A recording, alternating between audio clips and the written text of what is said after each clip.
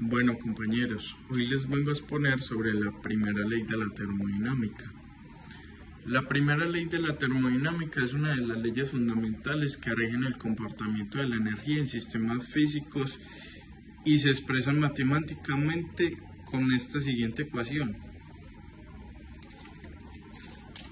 Por ejemplo, el triángulo y la U es el cambio de la energía interna del sistema. La Q representa el calor transferido hacia el sistema y la W es el trabajo realizado por el sistema sobre su entorno. Esta ecuación nos dice que el cambio de la energía interna de un sistema es igual a la suma del calor agregado al sistema y el trabajo realizado por el sistema. Esencialmente nos dice que la energía no puede ser creada ni destruida, solo transformada de una forma a otra. Para comprender mejor la ley, consideremos un ejemplo, imaginando un pistón con gas encerrado dentro de un cilindro. Si calentamos el gas, transferimos el calor al sistema y aumentará su energía interna.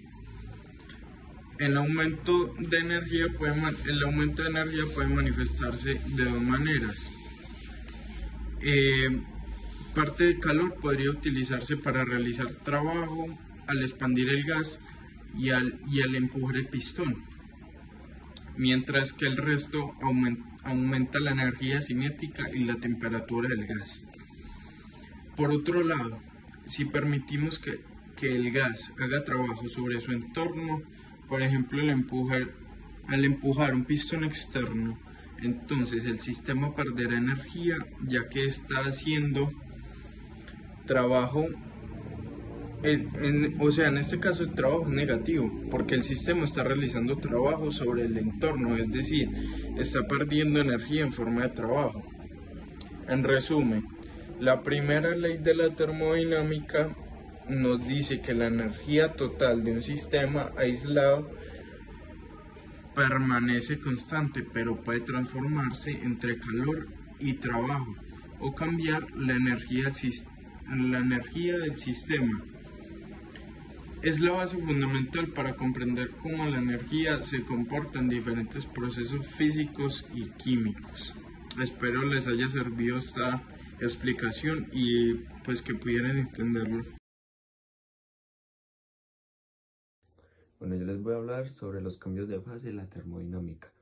Los cambios de fase de la termodinámica es una transformación física que ocurre en la materia cuando esto pasa de un estado a otro.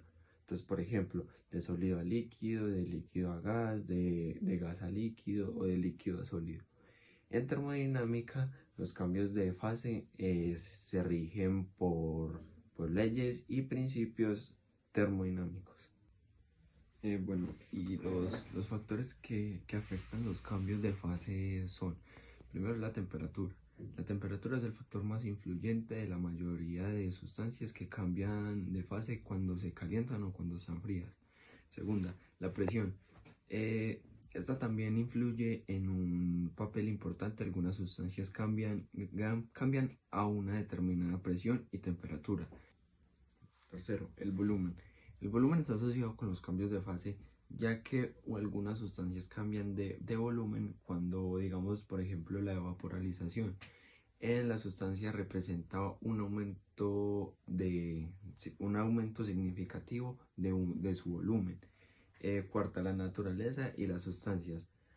Esto es las propiedades físicas y químicas también influyen en los cambios de fase. Por ejemplo, las fuerzas atraídas, sustancias tienen una fuerza de atracción más fuerte, lo que hace que tenga puntos de fusión y de ebullición mucho más altos. Bueno, en resumen, podemos decir que los fenómenos termodinámicos para cambiar de fase están asociados como temperatura, volumen, presión y la naturaleza de lo que hablamos anteriormente. Todo eso se asocia y son fenómenos termodinámicos. Bueno, soy Joan Cerquera de grado 1101 y voy a explicar qué son los procesos termodinámicos. Bueno, los procesos termodinámicos principalmente son cambios que ocurren en la energía térmica de un sistema, ¿ya? Hay diferentes tipos de procesos termodinámicos. Bueno, el primer proceso termodinámico que yo voy a explicar es el adiabático. Es un proceso en el que no hay transferencia de calor entre el sistema y su entorno. O sea, esto significa que no se intercambia energía térmica con el exterior, por lo que la temperatura del sistema puede cambiar debido a la compresión o expansión. Hay diferentes tipos de procesos y este es uno de, digamos, los más principales que voy a explicar. Bueno, también tenemos otro que es muy conocido, que es el proceso isotérmico, ¿ya? El proceso isotérmico es, digamos, aquel en el que la temperatura del sistema se mantiene constante durante todo el proceso. Eso significa que pues, la energía térmica que se agrega o se retira del sistema se equilibra con el entorno manteniendo la temperatura constante. Es un proceso en el cual la temperatura tiene una constancia ya, entonces no va a variar, siempre va a ser una temperatura constante. También tenemos el otro que también es un proceso isométrico. Entonces, ese tiene dos maneras de decirse, que es isométrico y también isobárico. Es más conocido como isobárico. Bueno, entonces en realidad pues el término no se utiliza comúnmente en el contexto de los procesos termodinámicos, sino que pues el nombre correcto es isobárico, perdón, que se refiere pues a un proceso en el que la presión se mantiene constante. Entonces, digamos, no va a variar la presión ni con la temperatura ni nada, sino que va a mantener una presión constante y no va a ejercer ningún tipo de cambios, como en los otros procesos que les acabo de mencionar, sino que la presión siempre va a tener una constancia fija, como el ISO que les acabé de mencionar ahora, que no va a cambiar su temperatura, sino que va a ser una temperatura constante.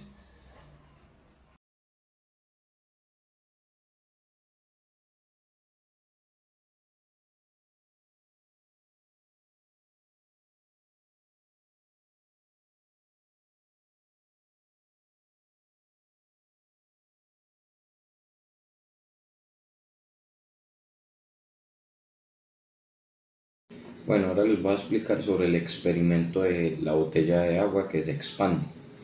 Cuando se calienta la parte inferior de la botella, la cual tiene agua dentro, el agua también se va a calentar. El agua caliente provoca que las moléculas de aire del interior se expandan, obviamente. Como la botella está sellada, el aire caliente ejerce presión hacia las paredes de la botella, lo que provoca que se abombe hacia afuera.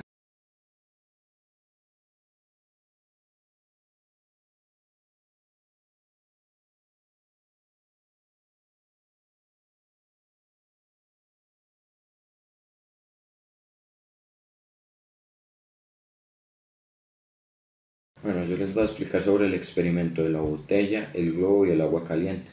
Este fenómeno ocurre porque la energía térmica transferida al aire dentro del globo se convierte en energía interna, lo que resulta en un aumento de la presión y el volumen dentro del globo. En resumen, el calentamiento del aire dentro del globo causa su expansión y por eso se